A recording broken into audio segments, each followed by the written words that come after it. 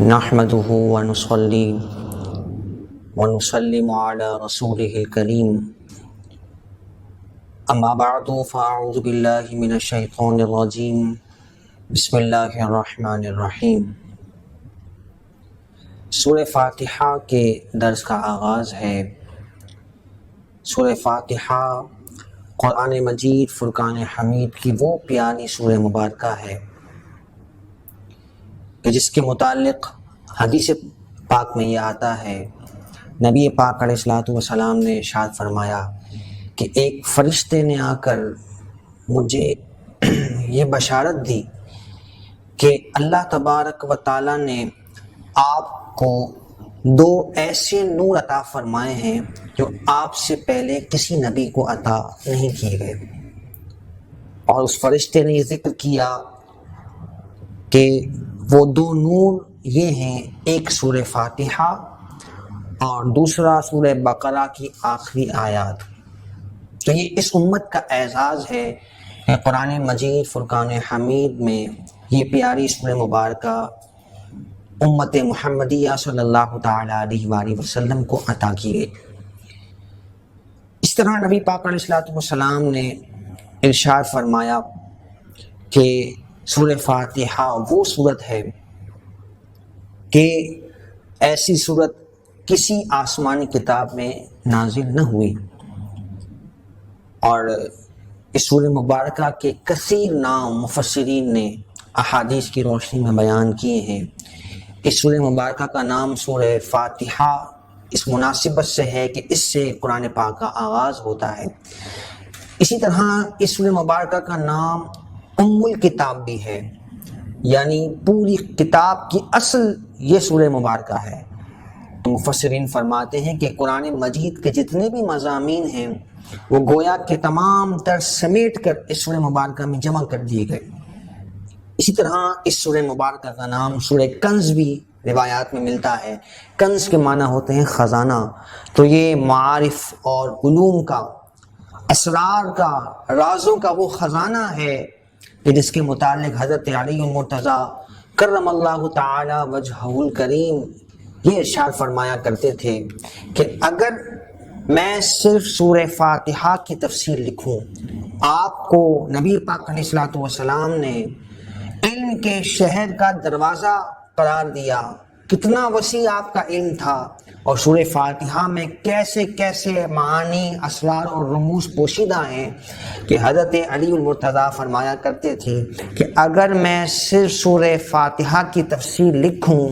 تو 70 اونٹ درکار ہوں گے کہ جو ان کاغذات کو، ان اوراق کو اٹھانے کے لیے چاہیے ہوں گے۔ تو اتنی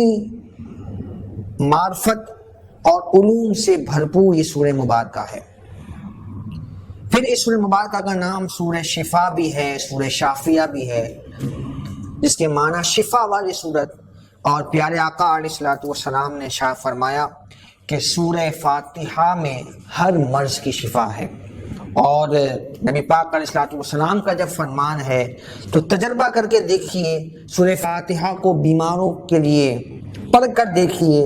اور بیماروں کو اس کا پڑا ہوا دم کیا ہوا پانی پلائیے، تو اس کی برکات کا مشاہدہ کیا جا سکتا ہے۔ پھر اس سورہ مبارکہ کا نام سورۃ الدعاء بھی ہے، چونکہ اس میں دعا کرنے کا طریقہ سکھایا گیا، اور ایک بندہ کس طرح سے اللہ کی بارگاہ میں التجائیں کرے، دعائیں مناجات کرے، اس کا طریقہ بیان کیا گیا۔ اور پھر خود یہ سورہ مبارکہ دعاؤں کی قبولیت کے لیے بھی بہت بڑا وظیفہ ہے۔ حدیث پاک میں آتا ہے، سنن دارمی میں یہ حدیث موجود ہے، پیارے آقا علیہ الصلوۃ والسلام نے ارشاد فرمایا کہ سورہ فاتحہ 100 مرتبہ پڑھ کر جو دعا مانگی جائے وہ دعا رد نہیں ہوتی۔ یہ تمام تر فضیلتیں، برکتیں سورہ فاتحہ کی احادیث طیبہ میں بیان کی گئی، جن میں سے کچھ آپ کے گوش گزار کی گئیں، اور کثیر فضائل دیگر کتابوں میں بھی سورہ فاتحہ کے موجود ہے۔ سورہ فاتحہ مکی صورت ہے، یعنی ہجرت سے پہلے اس کا نزول ہوا، اور قرآن مجید فرقان حمید کی یہ پہلی سورہ مبارکہ ہے لیکن نزول کے اعتبار سے یہ 5ویں سورت ہے۔ قرآن پاک کی ایک ترتیب نزولی ہے، یعنی جس ترتیب پر قرآن پاک نازل ہوا، جیسا کہ ہم سب جانتے ہیں کہ سب سے پہلے سورہ علق اقرا بسم ربک الذی خلق، ان آیات کا نزول ہوا، اس سورہ مبارکہ کا نزول ہوا۔ تو ترتیب نزولی کے اعتبار سے سورہ علق پہلی سورت ہوئی، لیکن قرآن پاک جس صورت میں ہمارے پاس موجود ہے اس میں ترتیب کے اعتبار سے پہلی سورہ مبارکہ ہے سورہ فاتحہ، اور یہ ترتیب بھی ہمارے پیارے آقا علیہ الصلوۃ والسلام نے خود مرتب فرمائی۔ حضور علیہ الصلوۃ والسلام کی عادت کریمہ تھی کہ جب بھی کوئی آیات نازل ہوتی، کوئی صورت نازل ہوتی، تو حضور فرماتے کہ فلاں آیت کو فلاں کے بعد رکھ دو، فلاں صورت کو فلاں صورت کے بعد رکھ دو۔ میں نے عرض کیا کہ سورہ فاتحہ یہ مکی صورت ہے، یعنی ہجرت سے پہلے اس کا نزول ہوا۔ تو یہ اصول ذہن میں رکھیے گا کہ نبی پاک علیہ الصلوۃ والسلام پر قرآن مجید کا نزول بعض اوقات سفر کے دوران بھی ہوا۔ کبھی حضور علیہ الصلوۃ والسلام جہاد پر تشریف لے گئے، اس دوران آیات کا نزول ہوا، سورتوں کا نزول ہوا۔ تو مفسرین نے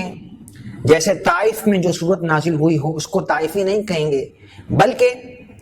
ایک آسان سا پیرامیٹر مفسرین نے مقرر کر دیا کہ جو آیات ہجرت سے پہلے نازل ہوئیں، جو صورتیں ہجرت سے پہلے نازل ہوئی وہ مکی ہیں، اور جو ہجرت کے بعد ہوئی وہ مدنی سورہ مبارکہ ہیں۔ تو اس اعتبار سے سورہ فاتحہ یہ مکی صورت ہے۔ بعض مفسرین نے فرمایا کہ یہ مدینہ منورہ میں بھی نازل ہوئی، یعنی اس کا شرف اور اس کی فضیلت اتنی زیادہ ہے کہ 2 مرتبہ اس سورہ مبارکہ کا نزول ہوا، ایک بار مکے میں اور ایک بار مدینے میں۔ اس میں 1 رکوع ہے اور 7 آیتیں ہیں۔ بسم اللہ الرحمن الرحیم، اللہ کے نام سے شروع جو بہت ہی زیادہ مہربان نہایت رحم فرمانے والا۔ بسم اللہ الرحمن الرحیم اس صورتوں کے آغاز میں لکھی اور پڑھی جاتی ہے، لیکن یہ صورت کا حصہ نہیں ہوتی۔ تو یہ بسم اللہ الرحمن الرحیم یہ مکمل آیت ضرور ہے، لیکن سورہ فاتحہ میں شامل نہیں ہے۔ سورہ فاتحہ کی پہلی آیت الحمد سے ہی اس کا آغاز ہوتا ہے۔ یاد رکھیے گا سورہ فاتحہ کے متعلق یہ شرعی مسئلہ ہے کہ سورہ فاتحہ نماز میں پڑھنا یہ واجب ہے، اور اگر کوئی شخص با جماعت نماز پڑھ رہا ہوگا تو حدیث مبارکہ ہے قراءۃ الامام لہو قراءۃ، کہ جو امام کی اقتداء میں نماز پڑھ رہا ہے تو امام کا پڑھنا اس کا پڑھنا ہے، یعنی جب امام کی اقتداء میں کوئی نماز پڑھ رہا ہوگا تو اسے پڑھنے کی حاجت نہیں ہے۔ امام چونکہ اس کا نمائندہ ہے تو امام کی تلاوت کافی ہے، مقتدی امام کی موجودگی میں امام کے پیچھے خاموشی سے تلاوت کو سماعت کرے گا، چاہے وہ سورہ فاتحہ کی ہو یا سورہ فاتحہ کے بعد جو سورت ملائی جاتی ہے یا آیات پڑھی جاتی ہیں ان میں ہو، اور چاہے وہ جہری نماز ہو یا سری نماز ہو، یعنی بلند آواز سے قرات امام کر رہا ہو یا آہستہ آواز سے، ہر صورت میں امام کے پیچھے مقتدی قرات نہیں کرے گا، خاموشی سے سماعت کرے گا۔ چنانچہ ارشاد فرمایا گیا الحمدللہ رب العالمین۔ الحمد میں جو الف لام ہے، عربی گرامر کے لحاظ سے اس کو اگر دیکھیں تو یہ تمام کے معنی میں ہے۔ الف لام کے کئی معنی ہوتے ہیں، جو عربی گرامر سے ذوق رکھتے ہیں ان باتوں کو جانتے ہیں، لیکن آسان الفاظ میں اگر میں عرض کروں تو یہاں الف لام تمام کے معنی میں ہے۔ تو ال کے معنی تمام، حمد کے معنی تعریفیں۔ الحمد تمام تعریفیں، للہ اللہ رب العالمین کے لیے، یعنی اللہ تبارک و تعالیٰ کی مخلوق کی جہاں بھی تعریف کی جائے گی، چاہے وہ بڑے بڑے پہاڑوں کی، سمندروں کی، دریائی اور خشکی کی مخلوق ہو، کچھ بھی کائنات میں جو اللہ تبارک و تعالیٰ کی قدرتوں کی، شانوں کی، ہمیں عجیب و غریب قسم کی قدرتیں نظر آتی ہیں اور نعمتوں کا انبار نظر آتا ہے، تو کائنات کی جس چیز کی بھی تعریف کی جائے گی در حقیقت وہ اس کے پیدا کرنے والے خالق عز و جل کی تعریف ہے، کہ جب اللہ تعالیٰ کی بنائی ہوئی چیزوں میں ایسی شانیں ہیں تو خود پروردگار کیسی قدرتوں کا اور شانوں کا مالک ہوگا۔ یہی اصول آپ اس وقت بھی ذہن میں رکھیے کہ جب اللہ تبارک و تعالیٰ کے نیک بندوں کی، انبیاء کی، اولیاء کی تعریف و توصیف کی جاتی ہے تو در حقیقت یہ اللہ تبارک و تعالیٰ کی حمد ہے کہ جس پروردگار نے اپنے بندوں کو ایسی طاقتیں اور شانیں عطا فرمائی ہیں، خود پروردگار کی اپنی طاقت قدرت کا کیا عالم ہوگا۔ تو فرمایا الحمدللہ، تمام تعریفیں اللہ تبارک و تعالیٰ کے لیے ہیں، رب العالمین، جو تمام جہانوں کا پالنے والا ہے۔ ایک عالم انسانیت ہے، عالم دنیا ہے جس میں ہم موجود ہیں، پھر عالم برزخ ہے، اور پھر عالم حشر ہے، پھر سمندروں کی مخلوق ہے، پھر اس دنیا سے بڑھ کر جو اس کے باہر کی دنیا ہے، جو کائنات کی کہکشاؤں کی جو عظیم نہ ختم ہونے والی مخلوق کا سلسلہ ہے۔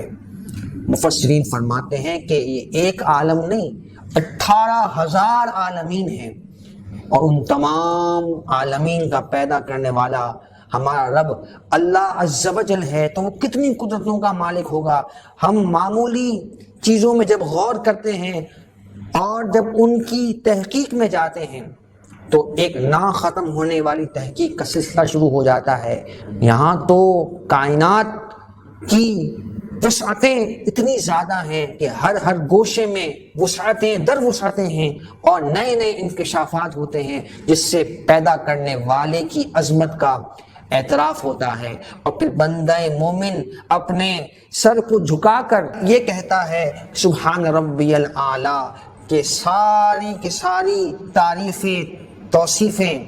اور پاکی میرے رب عز و جل کے لیے ہے جو بلندیوں کا مالک ہے، اور اللہ اکبر کی صدائیں وہ بلند کرتا ہے کہ اللہ تعالیٰ کتنی بڑائی کا مالک ہے جس نے اتنی عظیم کائنات کو بنایا۔ فرمایا تمام تعریفیں اللہ تبارک و تعالیٰ کے لیے جو تمام جہانوں کا پیدا کرنے والا ہے۔ الرحمن الرحیم، بہت زیادہ مہربان، نہایت رحم فرمانے والا۔ رحمان اللہ تعالیٰ کے ان صفاتی ناموں میں سے ہے کہ جو کسی مخلوق کے لیے نہیں بولے جا سکتے، یعنی کسی کا نام عبد الرحمن ہو تو اسے رحمان دے کر بلانا یہ درست نہیں ہے۔ یہ اللہ تبارک و تعالیٰ کے ان ناموں میں سے ہے کہ جو اللہ تعالیٰ ہی کے ساتھ خاص ہیں، مخلوق کے لیے وہ نہیں بولے جا سکتے۔ جبکہ اللہ تعالیٰ کے کچھ نام ایسے ہیں جو مخلوق کے لیے بھی بولے جا سکتے ہیں، لیکن معنوی اعتبار سے، معنی کے اعتبار سے اس میں فرق ہوگا۔ جیسے رحیم اللہ تبارک و تعالیٰ کا صفاتی نام ہے، اور پیارے آقا علیہ الصلوۃ والسلام کے لیے بھی سورہ توبہ کے آخر میں عزیز علیہ ما عنتم حریص علیکم بالمؤمنین رؤوف الرحیم، تو رحیم کا لفظ پیارے آقا علیہ الصلوۃ والسلام کے لیے بھی ذکر کیا گیا۔ لیکن جہاں اللہ تبارک و تعالیٰ کے رحیم ہونے کا ذکر ہے وہاں ظاہر ہے یہ مراد ہے کہ وہ اپنی ذاتی طاقتوں سے، قدرتوں سے رحم فرمانے والا ہے، اسے کسی نے یہ طاقت اور شان دی نہیں ہے،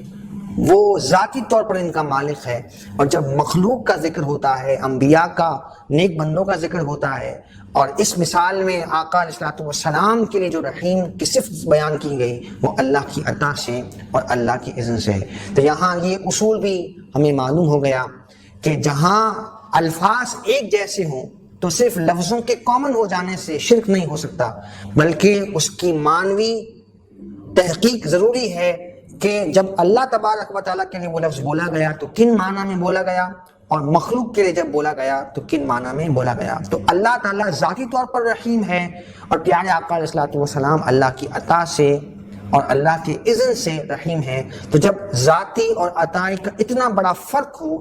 تو شرک کا اور برابری کا سوال بھی پیدا نہیں ہوتا۔ آگے ارشاد فرمایا گیا مالک یوم الدین،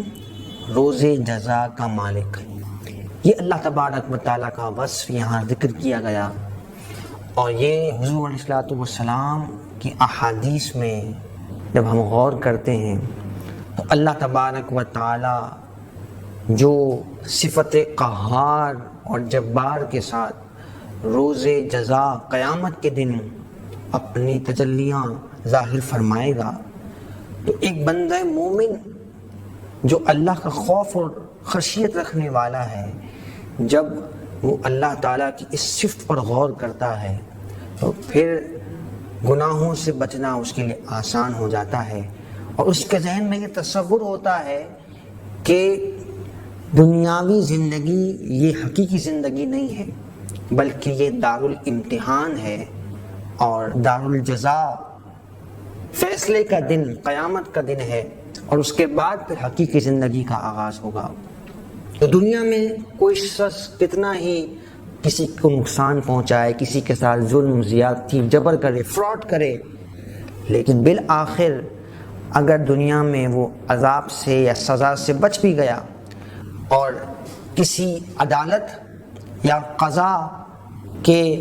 گرفت سے وہ محفوظ بھی ہو گیا،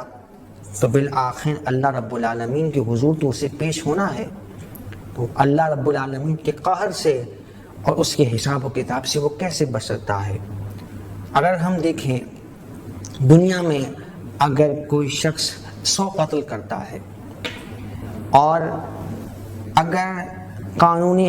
کارروائی اس پر ہو جائے اور وہ پکڑا بھی جائے، تو زیادہ سے زیادہ یہ ہوگا کہ اسے پھانسی پر چڑھا دیا جائے گا، تو وہ ایک قتل کا بدلہ ہوا، باقی جو 99 قتل کا بوجھ اس پر باقی ہے۔ تو سوال یہ پیدا ہوتا ہے کہ پھر یہ انصاف کیسے ہوا؟ تو پھر یہ حقیقی انصاف جو ہے وہ آخرت میں ظاہر ہوگا۔ دنیا میں اس کی ایک صورت رکھی گئی ہے جو نظام عدالت شریعت مطہرہ نے ہمیں دیا ہے، تو یہ آخرت کے دن کی فکر بندہ مومن کے لیے بہت اہم ہے، اور اسی کے ذریعے سے وہ اپنے اعمال کی اور عقائد کی اصلاح کر سکتا ہے اور دین پر استقامت اختیار کر سکتا ہے۔ اور پھر انسان سوچے جو حدیث پاک میں بیان فرمایا گیا، پیارے آقا علیہ الصلوۃ والسلام نے ارشاد فرمایا کہ دنیا کی آخرت کے مقابلے میں مثال ایسی ہے کہ کوئی 7 سمندروں پر، سمندر کے کنارے اپنی انگلی کو پانی میں ڈپ کرے تو جو تری اس کی انگلی پر موجود ہے یہ دنیا کی مثال ہے، اور سامنے ٹھاٹے مارتا ہوا سمندر یہ آخرت ہے۔ تو یہ تناسب اور یہ ریشو حدیث میں بیان فرمایا، یعنی کوئی تقابل ہی نہیں ہے آخرت کی زندگی کا، صرف آخرت کا ایک دن 50,000 سال کا ہے، اور یہاں دنیا میں انسان کی اوسط عمر صرف 60 سے 70 سال ہوتی ہے۔ تو یہ سمجھدار کے لیے اس میں بہت بڑی نصیحت ہے کہ اتنی مختصر سی زندگی ہے، پھر آخرت کا صرف ایک دن 50,000 سال کا، پھر نہ ختم ہونے والے عذاب و جزا کا سلسلہ۔ تو سمجھدار وہی ہوگا جو اپنی آخرت کی زندگی کے لیے فکر اور کوشش کرے۔ ایاک نعبد و ایاک نستعین، اس میں غور و فکر کرنے کی ضرورت ہے کہ یہ جو آیت کریمہ ہے اس میں یہ پیغام دیا گیا کہ ہم خاص اللہ ہی کی عبادت کرتے ہیں اور اسی سے مدد طلب کرتے ہیں۔ تو عبادت کے لائق ذات صرف اللہ تبارک و تعالی ہے، اس کے علاوہ کسی کی عبادت کرنا یا کسی کو عبادت کا مستحق سمجھنا، عبادت کے لائق سمجھنا، یہ کفر ہے اور یہ شرک ہے، اور بندہ مومن کبھی بھی یہ تصور بھی نہیں کر سکتا کہ اللہ تبارک و تعالیٰ کے علاوہ کسی کو وہ عبادت کے لائق سمجھے۔ اور مدد کا جہاں تک تعلق ہے تو حقیقی مددگار اللہ تبارک و تعالیٰ ہی ہے۔ اللہ تبارک و تعالیٰ نہ چاہے تو کائنات میں ایک ذرہ بھی، ایک پتا بھی اپنی جگہ سے حرکت نہیں کر سکتا۔ تو اللہ تبارک و تعالیٰ نے یہ اور بات ہے کہ مدد کے مختلف ذرائع رکھے ہیں، کبھی اللہ تبارک و تعالیٰ براہ راست مدد فرماتا ہے، کبھی اللہ تبارک و تعالیٰ بدر میں فرشتوں کو بھیج کر مدد فرماتا ہے، کبھی اللہ تبارک و تعالیٰ اپنے نیک اور صالح بندوں کے ذریعے سے مدد فرماتا ہے۔ تو مدد در حقیقت اللہ تعالیٰ ہی کی ہے، اللہ کے علاوہ ذاتی طور پر کوئی مدد نہیں کر سکتا۔ لیکن جہاں ہم اسباب کی بات کرتے ہیں یا اسباب سے ماورا جو اللہ تعالیٰ کی قدرتوں سے اللہ کے نیک بندوں کی شانیں بیان کرتے ہیں وہ اللہ کی عطا سے اور اللہ کے اذن سے ہے۔ تو اس میں معنوی اعتبار سے، مفہوم کے اعتبار سے بات بالکل واضح ہے کہ حقیقی مددگار اللہ تبارک و تعالیٰ ہی ہے۔ اور جہاں قرآن مجید میں سورہ تحریم میں فرمایا گیا فَإِنَّ اللَّهَ هُوَ مَوْلَاهُ وَجِبْرِيلُ وَصَالِحُ الْمُؤْمِنِينَ کہ نبی پاک علیہ الصلوۃ والسلام کہ اللہ مددگار ہے اور جبریل اور صالح مومنین نبی پاک علیہ الصلوۃ والسلام کے مددگار ہیں۔ تو سوال یہ ہے کہ جب اللہ مددگار ہے تو کیا اللہ کی مدد کافی نہیں تھی کہ جبریل اور صالح مومنین کی مدد کا ذکر کیا گیا؟ تو وہاں بالکل مراد واضح ہے کہ اللہ کی مدد جبریل امین علیہ الصلوۃ والسلام کے ذریعے سے ظاہر ہوئی اور صالح مومنین کے ذریعے سے ظاہر ہوئی نبی پاک علیہ الصلوۃ والسلام کے لیے۔ تو یہ مفہوم اور مراد اگر ذہن میں رکھی جائے تو قرآن مجید فرقان حمید کی تمام آیات اور اس کے تمام تر مفاہیم کو سمجھنا آسان ہو جاتا ہے۔ ایاک نعبد میں یہ بھی ہمیں معلوم ہوتا ہے کہ عربی گرامر کے حساب سے اگر اس کو دیکھا جائے تو یہ پلورل ہے، جمع کا صیغہ ہے۔ تو اس میں مفسرین نے بڑا پیارا نقطہ بیان فرمایا کہ وہ عبادت جو اجتماعی طور پر کی جائے، ایاک نعبد، ہم تیری ہی عبادت کرتے، تو ہم فرمایا گیا اور دعا اس طرح سکھائی گئی۔ تو اس میں مفسرین فرماتے ہیں کہ یہ رمز، یہ اشارہ موجود ہے کہ وہ عبادت جو اجتماعی طور پر کی جائے، جس طرح با جماعت نماز پڑھنے کا ہمیں بالخصوص حکم دیا گیا، تو اس میں یہ ثمرات بھی شامل ہو جاتے ہیں کہ اگر اس جماعت میں کوئی شخص ایسا ہو کہ جس کی عبادت اللہ تبارک و تعالیٰ کی بارگاہ میں قبول ہو جائے تو اس کی برکت سے اللہ تبارک و تعالیٰ باقی لوگوں کی نماز بھی قبول فرما دیتا ہے۔ تو یہ حکمتیں علماء محققین نے بیان فرمائی اور پھر فرمایا وَإِيَّاكَ نَسْتَعِينُ، ہم تیری ہی مدد چاہتے ہیں۔ اهْدِنَا الصِّرَاطَ الْمُسْتَقِيمَ، تو ہمیں سیدھے راستے پر چلا۔ سیدھا راستہ کون سا راستہ ہے؟ تو شریعت مطہرہ کا راستہ ہے کہ جس میں نہ حد سے تجاوز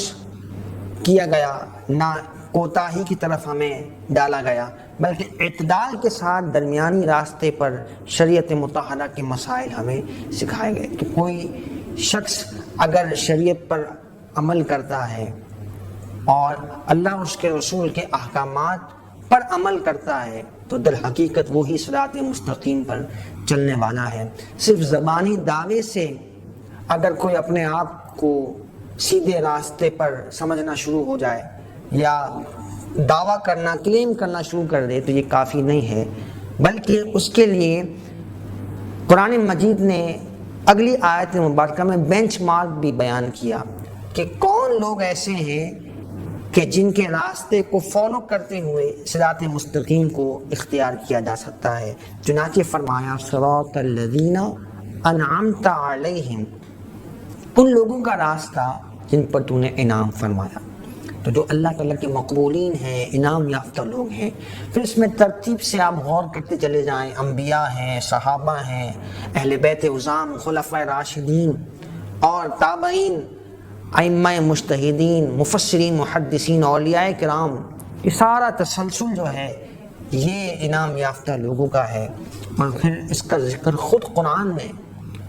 دوسرے مقام پر فرمایا۔ انعام یافتہ لوگ کون ہیں؟ قرآن کہتا ہے اولئک الذین انعم اللہ علیہم من النبیین والصدیقین والشہداء والصالحین، کہ انعام یافتہ لوگ کون ہیں؟ انبیاء ہیں، صدیقین ہیں، شہداء، صالحین۔